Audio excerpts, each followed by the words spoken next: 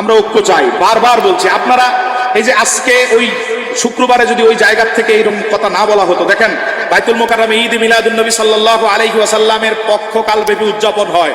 এই বছর ডক্টর এনায়েতুল্লাহ আব্বাসী হুজুর শেষ দিনের প্রধান অতিথি, আলহামদুলিল্লাহ বলেন। এই জুমার আলোচনার পরে কি হয়েছে জানেন? এরপরে এটারে দিছে সিরাতুন নবী উৎসব, সিরাতুন নবী মাহফিল, মানে ওনার এক আলোচনার পরে এটা কেটে দিচ্ছে। তা আপনার যদি দিনের এমন ইগুতে লাগে, আমরাও চাই তাবলীগ নামক বেদাতটাকে আপনি মিম্বর থেকে ফতুয়া দিয়ে বন্ধ করে দেন। মিলাদুন নবীর ব্যাপারে যেমন ফতুয়া দেন, তাবলীগ বেদাতের নামে 100 বছর আগের তৈরি বেদাতের নামে আপনি ফতুয়া দিবেন। উনি ওনার লিখিত আল কাউসারে লিখেছেন, তারাবি পড়িয়ে টাকা নেওয়া হারাম। খতমে তারাবি পড়িয়ে বাইতুল মোকাররমে এখনো এটা চলছে। গত বছরও বাইতুল মোকাররমে যারা তারাবি পড়াইছে তাদেরকে সরকারিভাবে হাদিয়া দিছে কি দেয় নাই? আপনি খতিব হিসাবে সেটা বন্ধ করেন, না হলে মিম্বর ছেড়ে দেন। যদি দেখেন বন্ধ হচ্ছে না, সরকার মানতেছে না আপনার কথা, তখন দ্বীনের জজবা নিয়ে খেতাবত ছেড়ে দেন। এই জায়গাতে জজবা আসে না, জজবা সব আসে ঈদ মিলাদুন নবীর ব্যাপারে। কত ফতুয়া আপনারা এভাবে মেকানিজম করেন পকেটের দিকে তাকিয়ে, আমরা এগুলো জানি। ওই ব্যাপারে জজবা আসে না, জজবা সব ঈদ মিলাদুন নবী আর মিলাদ কিয়ামের ব্যাপার। আমরা আপনাদের এই নোংরামিগুলো বুঝি, আল্লাহ হেদায়েত দান করুক, বলেন আমিন।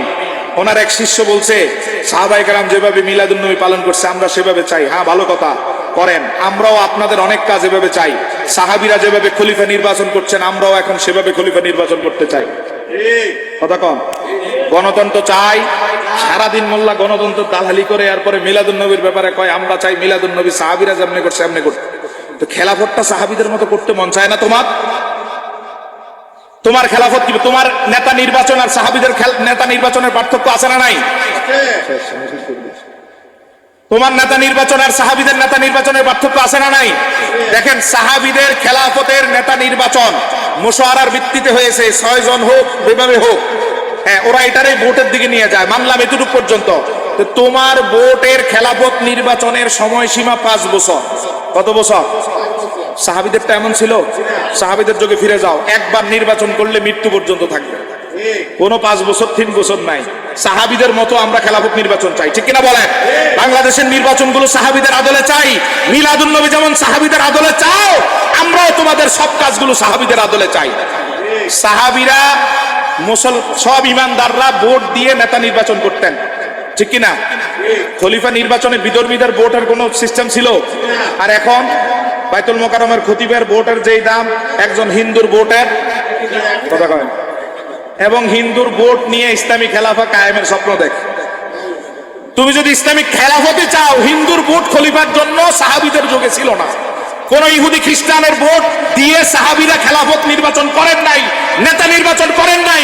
ঘোষণা দাও, সাহাবীরা যেহেতু নেতার জন্য হিন্দু খ্রিস্টান মূর্তি পূজারীর ভোট নেয় নাই, আমরাও এখন নিব না। সাহস কতটুকু আছে দেখি, ঘোষণা দাও। তোমাদের সব কাজ আমরাও সাহাবীদের গতিতে দেখতে চাই। ভণ্ডামি ছেড়ে দাও। আমরা শুরুতেই আমি বলেছি, বেদাতের নর্দমায় যারা সারাদিন হাবুডুবু খায় তারাই মিলাদুন নবীকে বেদাত বলতে পারে। বেদাতের নর্দমায় যারা ময়লায় যারা সারাদিন হাবুডুবু খায় তারাই মিলাদ কিয়ামকে বেদাত বলতে পারে।